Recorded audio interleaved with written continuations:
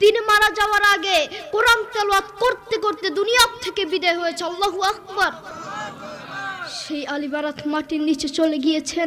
সন্তানের লেকচার শুনে অবাক দৃষ্টিতে তাকিয়ে রইলেন মুফতি মোহাম্মদ আলী। দেখুন সম্পূর্ণ ভিডিওটা দেখে আসুন বিস্তারিত।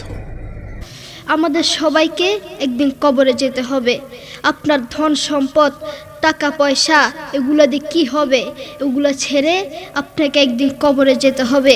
তার একটা দৃষ্টান্ত দিলে বুঝতে পারবেন।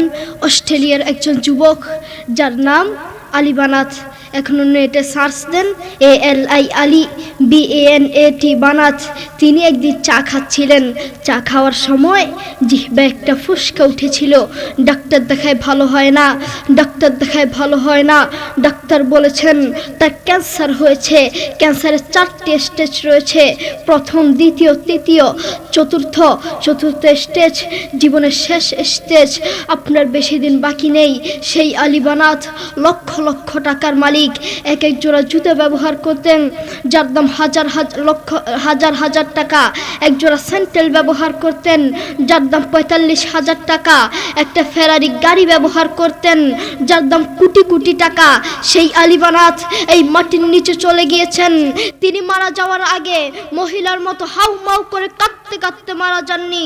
তিনি মারা যাওয়ার আগে কোরআন তেলাওয়াত করতে করতে দুনিয়া থেকে বিদায় হয়েছে। আল্লাহু আকবার। সেই আলী বারাত মাটির নিচে চলে গিয়েছেন। তেমনিভাবে আমাদেরকে এই মাটির নিচে যেতে হবে। আজকের এই মাহফিল আপনার জীবনের শেষ মাহফিল হতে পারে। আজকের এই মাহফিল আমার জীবনের শেষ মাহফিল হতে পারে। আজকের এই মাহফিল বক্তাদের জীবনের শেষ মাহফিল হতে পারে। আজকের এই মাহফিল আমার বাবা মুফতি মোহাম্মদ আলীর জীবনের শেষ মাহফিল হতে পারে। আপনি আজকে মাহফিল করেছেন, আগামী বছরে মাহফিল করবেন তার কোনো গ্যারান্টি নেই। হয়তো মাইক থাকবে, হয়তো মাহফিলের প্যান্ডেল থাকবে, হয়তো আপনি থাকবেন না, আপনার খোঁজ পাওয়া যাবে না, ঠিক কি না? যুবক, তোমাকেই বলছি, তুমি অনেক মানুষকে দেখেছ গাড়ি অ্যাক্সিডেন্ট করেছে, গোস্ত কেটে কেটে গাড়ি থেকে বের করছে, আর তুমি তা দেখে হাসছ। সেই জায়গায় তুমিও হতে পারতে, তোমাকেও এভাবে গোস্ত কেটে কেটে বের করত। আপনারা অনেকেই জানেন তুরস্কের ভূমিকম্প হয়েছে। মাত্র 40 সেকেন্ডের একটি ভূমিকম্প, মাত্র 40 সেকেন্ডের একটি ভূমিকম্পে হাজার হাজার মানুষকে মেরে ফেলেছে।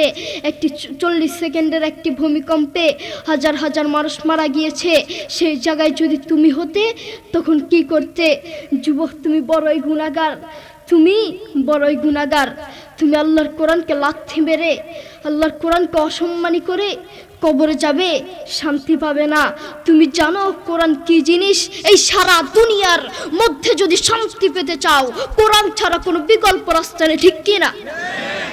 যুবক, তুমি সারাদিন মোবাইল, ইউটিউব, ফেসবুক, দুনিয়ার সব দেখতে পারো, কিন্তু আল্লাহর কোরআনটা দেখতে পারো না। আমি যদি তোমাকে প্রশ্ন করি, আজ সারাদিন কয়বার ইউটিউব দেখেছ? তুমি বলবে। সম্মানিত ভিউয়ার, সম্পূর্ণ ভিডিওটা দেখে আসলেন। আপনার মতামত কমেন্ট বক্সে বলে যাবেন এবং এরকম নতুন ভিডিও পেতে চ্যানেলটিকে সাবস্ক্রাইব করুন।